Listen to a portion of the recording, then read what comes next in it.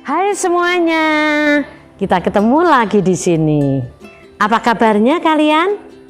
Wow, pasti sehat, pasti semangat. Meskipun belajar dan sekolahnya masih di rumah kita masing-masing. Nah anak-anakku, minggu ini kita mau belajar tema keluarga. Namun sebelumnya kita berdoa dulu ya. Kami yang di surga, dikuduskanlah namamu, datanglah kerajaanmu, jadilah kehendakmu di bumi seperti di surga. Berikanlah kami pada hari ini makanan kami yang secukupnya, dan ampunilah kami akan kesalahan kami, seperti kami juga mengampuni orang yang bersalah kepada kami. Dan janganlah membawa kami ke dalam pencobaan, tetapi bebaskanlah kami daripada yang jahat, karena Engkaulah yang mempunyai kerajaan dan kuasa dan kemuliaan sampai selama-lamanya. Amin. Ya.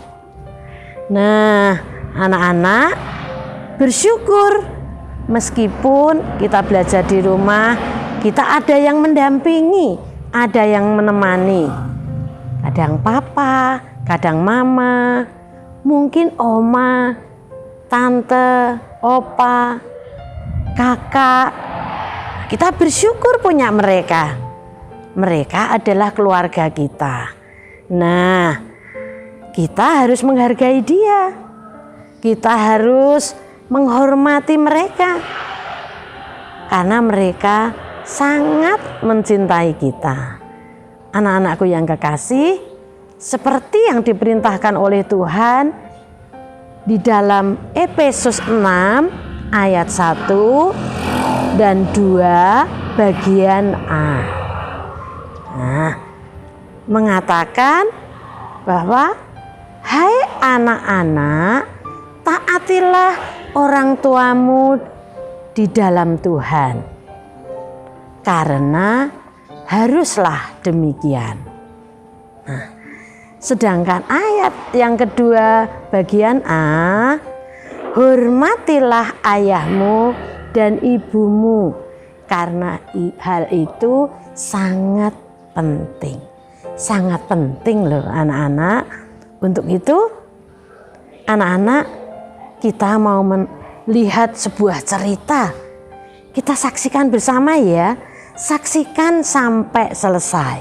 Oke? Selamat menyaksikan. Hari ini kita akan mendengarkan cerita tentang anak-anak yang tersesat. Tersebutlah 3 orang anak bernama Jean, Tom, dan Toby. Mereka tinggal bersama dengan kedua orang tua mereka di sebuah kota kecil. Mereka kadang-kadang berbuat nakal dan juga jahil. Orang tua mereka menasihati dan memberi mereka hukuman, tetapi mereka tidak mendengarkan. Suatu pagi sebelum berangkat bekerja, orang tua mereka berpesan, "Tolong kalian jangan berbuat nakal pada hari ini. Dan dengarkan Bu Dorin sebagai pengasuh kalian." "Ya Papa Mama," kata mereka. Tetapi segera setelah orang tua mereka berangkat, mereka mulai memikirkan perbuatan iseng apa yang harus mereka mainkan hari ini. "Aku ada ide," kata Jean. "Bagaimana jika kita keluar dan mengendap-endap pergi ke dalam hutan? Dengan demikian, kita tidak perlu duduk diam di dalam rumah dan bermain dengan Bu Dorin yang membosankan. Kita akan kembali ke rumah sebelum Mama dan Papa pulang." "Ide yang bagus," kata Tom. "Selain itu, kita tidak perlu beres-beres jika kita bermain di dalam hutan," kata Tom dengan gembira. Tetapi Toby tidak menyukai ide tersebut. Bukankah kata Mama, kita tidak seharusnya pergi keluar rumah sendiri? Selain itu, ada monster bermata satu yang berkilauan yang tinggal di dalam hutan. Dia akan menemukan kita dan memakan kita. Tetapi mereka menertawakan Toby. Monster bermata satu itu tidak ada, Toby. Jika kau tidak mau ikut, kamu boleh tinggal di rumah. Kami akan bersenang-senang sepanjang hari. Kemudian mereka menunggu sampai Ibu Doreen membuat kopi. Kemudian 3 orang anak itu pergi mengendap-endap dan lari ke dalam hutan.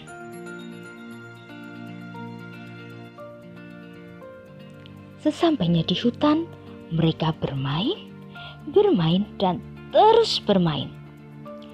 Setelah lelah bermain, mereka memutuskan untuk pulang kembali ke rumah.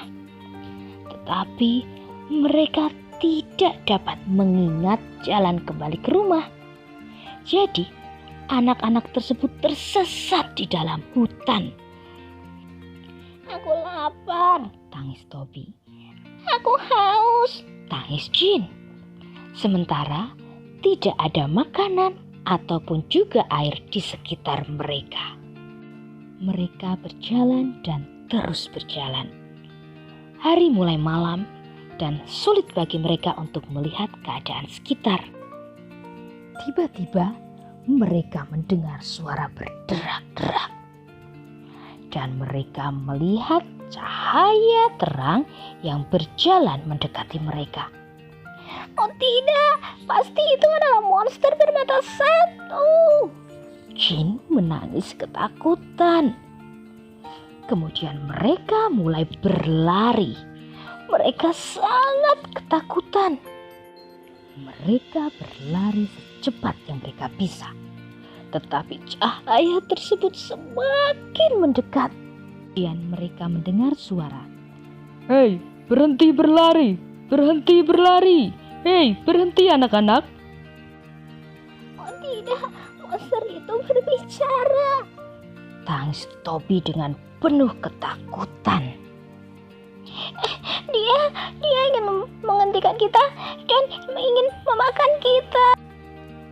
Lari, lari, lari. Mereka berlari dengan sangat cepat hingga mereka tidak dapat berlari lagi. Mereka terjatuh ke tanah, kelelahan, dan kehabisan nafas. Cahaya tersebut semakin mendekat dan mereka ketakutan. Monster itu sudah di sini, tangis Toby. Mereka menutup mata mereka dan gemetar ketakutan ketika cahaya tersebut mendekati dan menyinari wajah mereka.